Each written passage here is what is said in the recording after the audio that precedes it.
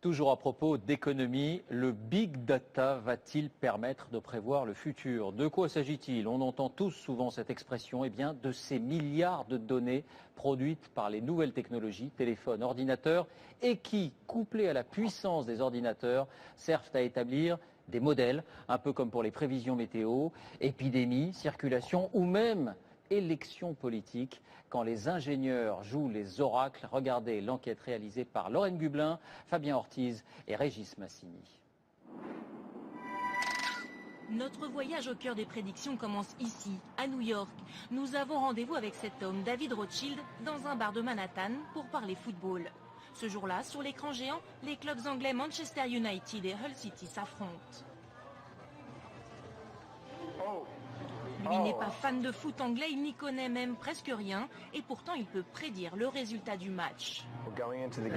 Alors pour ce match, Manchester United a 72% de chances de gagner, Hull City environ 10% et les équipes ont 17% de chances de faire match nul. Manchester vainqueur, bien sûr les amateurs de foot aussi pourraient s'en douter, mais lui en est persuadé, chiffre à l'appui.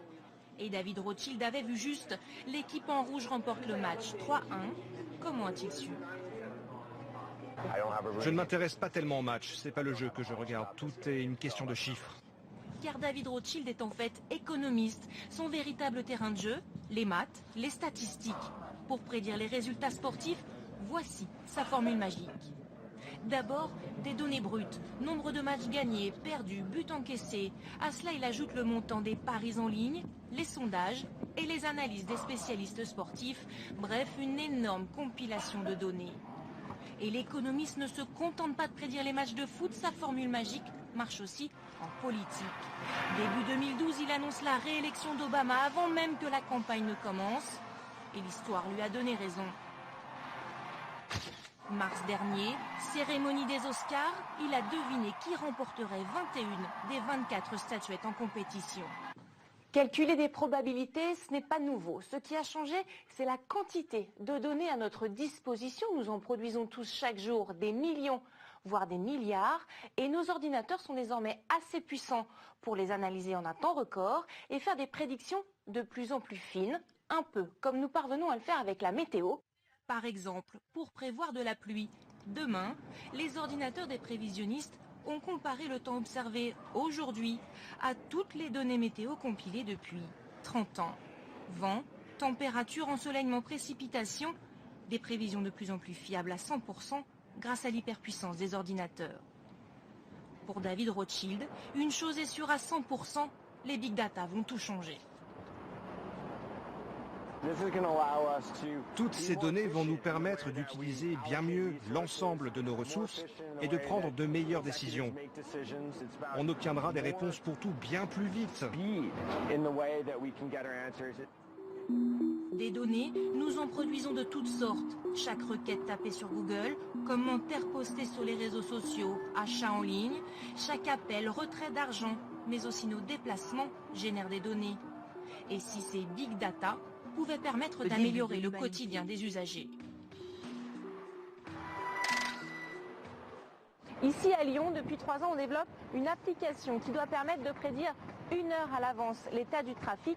Objectif, éviter à tout le monde de se retrouver coincé dans les embouteillages. Ça m'éviterait d'avoir 1 heure de temps de trajet et les bouchons associés quand j'arrive en plein cœur de Lyon. Comme la météo, ça peut être bien sûr. Pourquoi ? Pourquoi? Tout simplement parce qu'on se rend tous à son boulot et voilà, on a envie d'être à l'heure.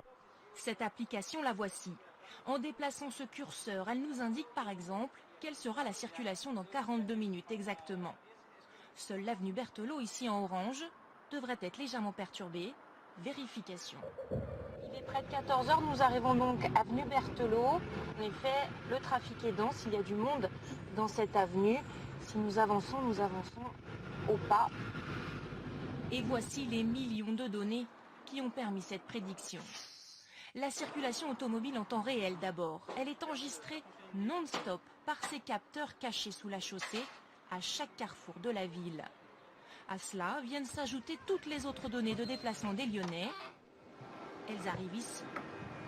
Parking souterrain de l'agglomération. Partenaire transport en commun. Ici c'est l'interface avec le tramway, les autoroutes de l'agglomération. Des données conservées en permanence. Résultat, depuis des années, Lyon s'est constitué une bibliothèque géante du trafic. Données historiques plus données en temps réel égale prédiction.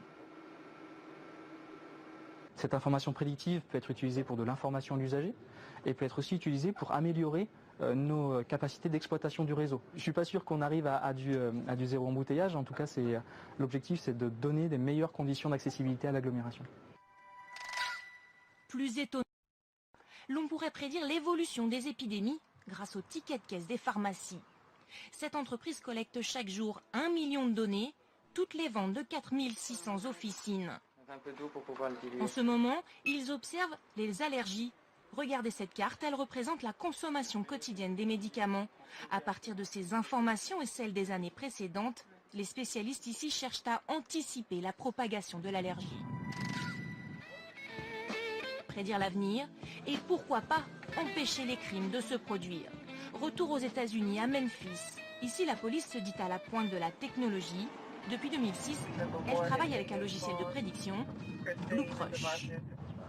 Ce jour-là, un vol de compteur électrique a été commis. La police n'a pas pu l'empêcher. Combien de compteurs avez-vous retrouvé? Mais le lieutenant Puch recueille une pléiade d'informations qui viendront nourrir son logiciel. Merci pour votre coopération. Car statistique à l'appui, la police a établi qu'un crime commis dans un quartier en annonce d'autres. Alors chaque jour, le lieutenant Puch réorganise ses patrouilles en fonction des prédictions du logiciel. Hier, par ici, nous avons eu 5 cambriolages dans des maisons, plus un commerce. Le logiciel me dit dans quel secteur ça s'est produit, ce qui a été volé et quel type de profil peut être suspecté. Donc on sait exactement ce qu'on doit chercher le jour suivant. Des données compilées ici, au centre d'observation des crimes, en temps réel. Est-ce que vous pensez qu'un jour vous pourrez prédire un crime avant même qu'il se produise? Non.